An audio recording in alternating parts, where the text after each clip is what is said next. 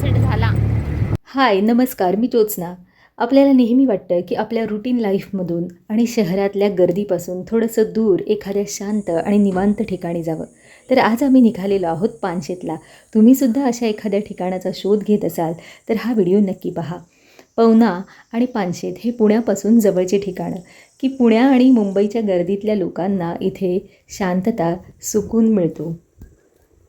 आम्ही पानशेतला ज्या ठिकाणी आलेलो आहोत त्या ठिकाणाचं नाव आहे शिवारमाची. पानशेतच्या परिसरामध्ये अनेक रिसॉर्ट आणि हॉटेल्स उपलब्ध आहेत.